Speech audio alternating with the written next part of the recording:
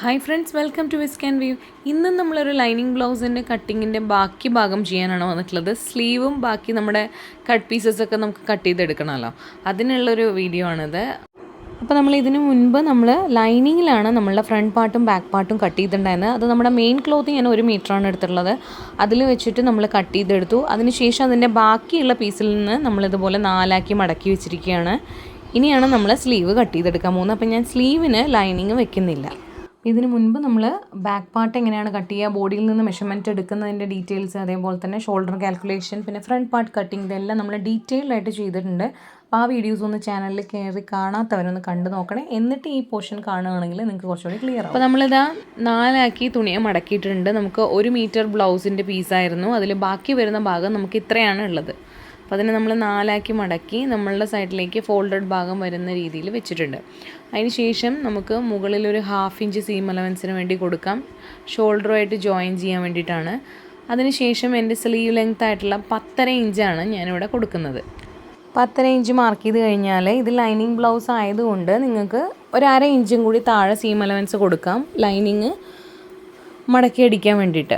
Lining വെച്ചിട്ട് ഉള്ളിലേക്ക് അടിക്കാൻ വേണ്ടിയിട്ട് 1/2 ഇഞ്ച് കൊടുക്കാം. പക്ഷെ ഞാനിവിടെ സ്ലീവിന് മാത്രം ഞാൻ ലൈനിങ് യൂസ് ചെയ്യുന്നില്ല. അതുകൊണ്ട് തന്നെ ഞാൻ താഴെയുള്ള ആ ഭാഗം ഉണ്ടല്ലോ, അതങ്ങനെ വിട്ടിട്ടുണ്ട്. ഏകദേശം ഒരു 1 ഇഞ്ചിന് മേലെ ഉണ്ട്.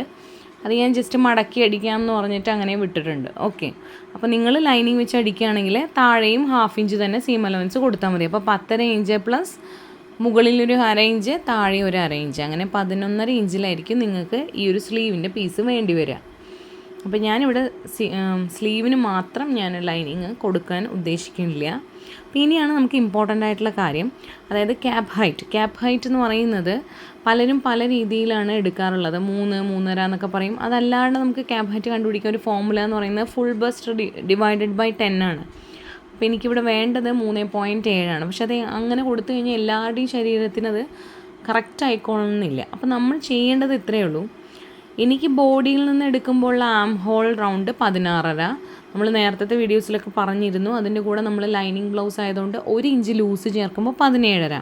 അതിൻ്റെ പകുതിയായിട്ടുള്ള 8.75. ആ 8.75 നമുക്കിവിടെ വളഞ്ഞു വരുമ്പോൾ വരേണ്ടത്. ഈ 8.75 നിങ്ങൾക്ക് ബ്ലൗസിൻ്റെ ബാക്ക് പീസിലെ ആം ഹോൾ റൗണ്ട് അളന്ന് നോക്കിയാൽ കിട്ടുന്ന അതേ അളവാണ് ഈ 8.75 എന്ന് പറയുന്നത്. ഈ 8.75 നമുക്കിവിടെ വളഞ്ഞ് സ്ലീവ് വരുമ്പോൾ കിട്ടേണ്ടത്. ഓക്കെ, അപ്പോൾ അത് എവിടെ വരണം അല്ലെങ്കിൽ എത്ര വിഡ്ത്തിൽ വരണം എന്നുള്ളത് നമുക്ക് അറിയാനായിട്ട് ഈ ഒരു 7 ഇഞ്ച് എങ്ങനെ കിട്ടിയെന്നറിയോ?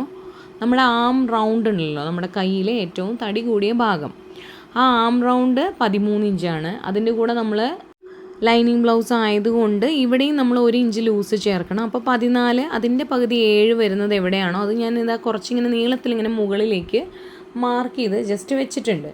ഇനി ഈ ഒരു 7 എന്നുള്ള പോയിന്റിൽ വരച്ചിട്ടുള്ള ആ വരയും അതേപോലെ മുകളിലോട്ട് ഇതുപോലെ ചെരിച്ച് വെക്കുമ്പോൾ നമുക്ക് ഏകദേശം ഒരു 8.5 ഇഞ്ച് കിട്ടിയാൽ മതി. അതായത് 8.75 കംപ്ലീറ്റ് കിട്ടണം എന്നില്ല, ഒരു 1/4 ഇഞ്ച് നിങ്ങൾക്ക് കുറച്ചിട്ട് ഇവിടെ മാർക്ക് ചെയ്താൽ മതി. കാരണം നമ്മൾ സ്ലീവ് വളച്ചിട്ടല്ലേ വരയ്ക്കുന്നത്, അപ്പോൾ അത് 8.75 നമുക്ക് എത്തിക്കോളും.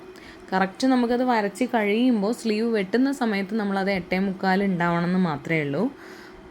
അപ്പോൾ ഇതേപോലെ നമ്മൾ മാർക്ക് ചെയ്യുക. ഞാൻ ലെഫ്റ്റ് കൈയിലെ വിരൽ കൊണ്ട് പിടിച്ചിട്ടുള്ളത് നിങ്ങൾ നോട്ട് ചെയ്തോളൂ. അതായത് 7 ഇഞ്ച് എവിടെയാണോ വരുന്നത് അതും എനിക്ക് നോക്കണം.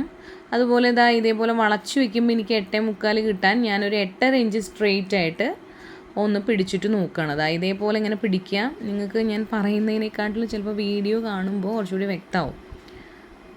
ഇങ്ങനെ പിടിച്ച ശേഷം നമുക്ക് മുകളിൽ 8.5 ഇഞ്ച് കിട്ടും വേണം. ഇവിടെ എത്തുമ്പോൾ 7 ഇഞ്ച് തന്നെ നമ്മളുടെ വിഡ്ത്തും വരണം. കണ്ടല്ലോ, മുകളിൽ 8.5, ഇവിടെ എത്തുമ്പോൾ 7 ഇഞ്ച്.